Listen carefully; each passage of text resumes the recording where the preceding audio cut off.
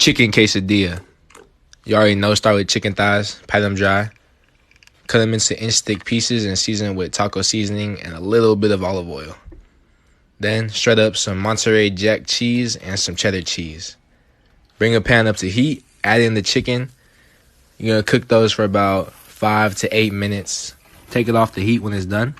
Get a nice big 12-inch flour tortilla and put the cheese mix on, sour cream, and some salsa. You could use homemade salsa, but this can of salsa was only $2, so that's what we're running with.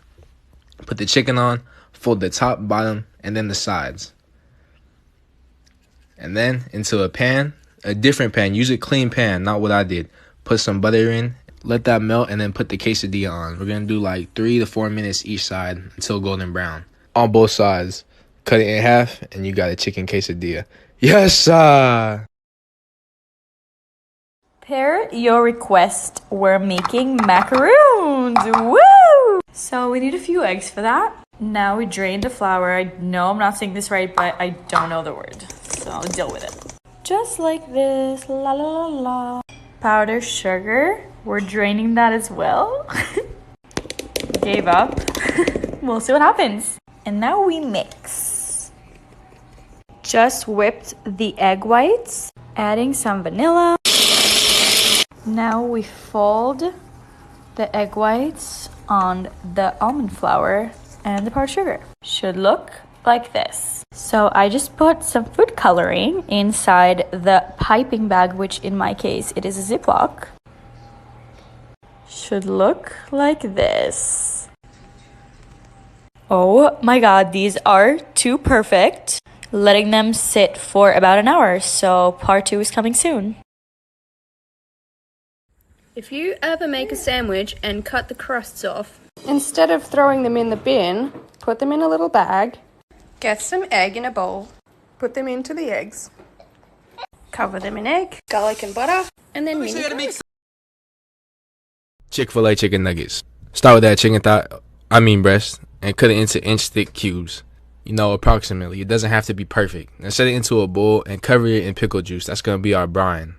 Now for the dredge, we're going to use flour, cornstarch, panko breadcrumbs, a tablespoon of powdered sugar, and a pinch of salt and pepper. Egg wash is simple. A single egg, salt and pepper, whisk it. That's your egg wash. Then after at least 20 minutes, take the chicken out of the pickle juice and dry them. And then it goes egg wash, dredge, and repeat.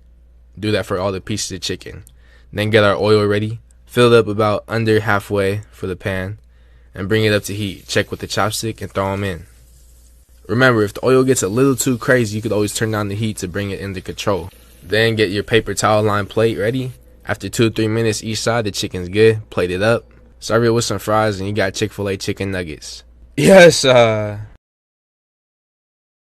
me tell you a little secret. If you're buying buffalo wings, you're getting ripped off, bro. I think we should just make it. 2 pounds of chicken wings, half a teaspoon of salt, half a tablespoon of garlic powder, and the secret ingredient, half a teaspoon baking soda. Toss that together. Half a tablespoon. Half a tablespoon.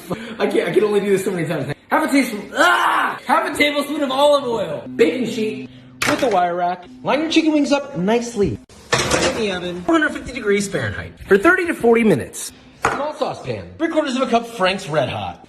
On the stove, medium heat until steamy hot. Half a cup of butter in. Whiskey business. Buffalo sauce done. Crispy in. Hit it with the buffalo. Little sauce. Just the finishing touch. Now we're talking that chicken leg piece with a ranch. You heard? It really is that easy.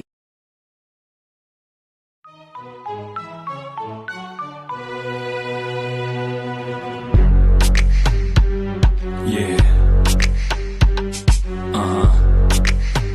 So seductive. I take you to Green popcorn?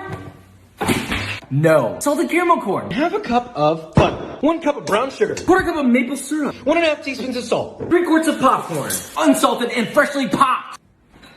Onto the stove, a little over medium heat. Now bring that up While constantly stirring. Look how smooth. Lightly boil that. Stirring occasionally for 4 minutes. Stir in 2 teaspoons of vanilla extract. 30 more seconds. Then half a teaspoon of baking powder. Pour that over your popcorn. Fold that together.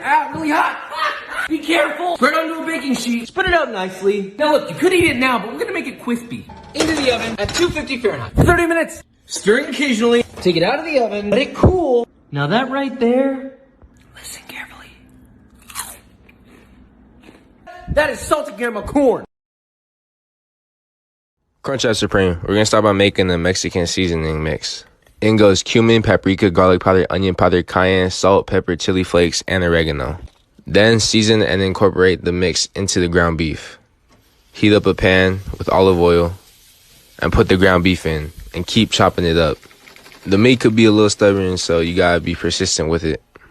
And towards the end of the cooking process, you're gonna wanna put some flour in to create kind of like a sauce for the meat. In the same pan, scrape all the oil to the side. Get lettuce and tomato ready. Warm up a tortilla and place a layer of ground beef, the tostada shell, sour cream, lettuce, and diced tomato. Don't skimp on it. And cheese. Then pinch and fold all the way around. Then place it onto the stove. Approximately 2 minutes each side or until you see color. Cut it in half and enjoy. Yes, sir.